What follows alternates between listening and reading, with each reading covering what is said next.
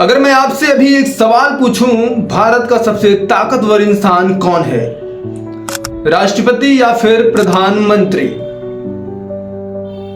तो बहुत सारे लोगों का जवाब होगा कि सबसे ताकतवर व्यक्ति प्रधानमंत्री होते हैं, क्योंकि यही वो सवाल है जिसमें ज्यादातर लोग गलती कर बैठते हैं। टीवी पर बड़े बड़े ऐलान प्रधानमंत्री करते हैं, विदेशों में भारत का प्रतिनिधित्व भी अक्सर वही करते हैं।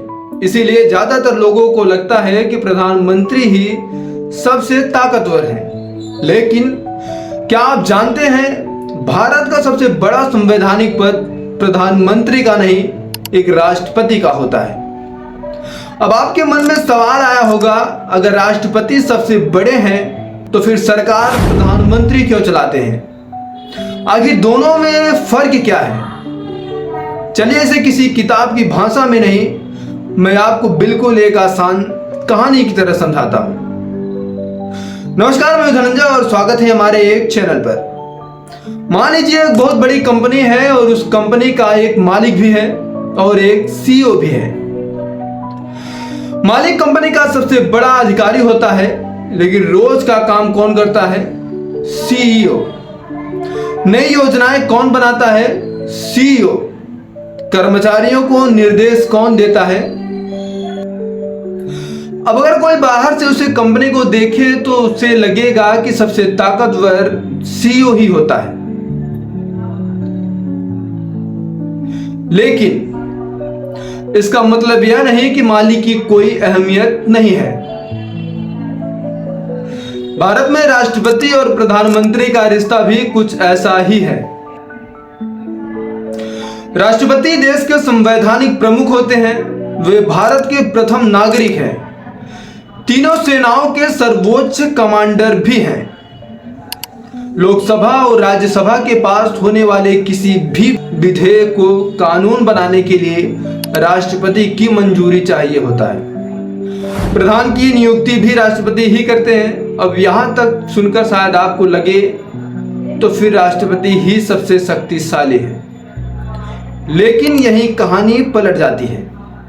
भारत एक सांसदीय लोकतंत्र है। इसका मतलब राष्ट्रपति सामान्य परिस्थितियों में मंत्रिपरिषद की सलाह पर काम करते हैं। यानी देश की सरकार चलाने की जिम्मेदारी प्रधानमंत्री और उनकी टीम को होती है।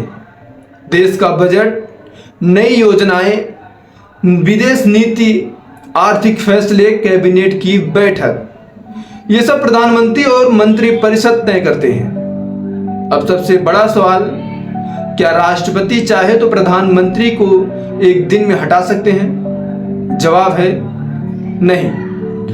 प्रधानमंत्री तब तक अपने पद पर बने रहते हैं जब तक उनके पास लोकसभा का बहुमत होता है। अगर बहुमत खत्म हो जाए तभी संवैधानिक प्रक्रिया आगे बढ़ती है।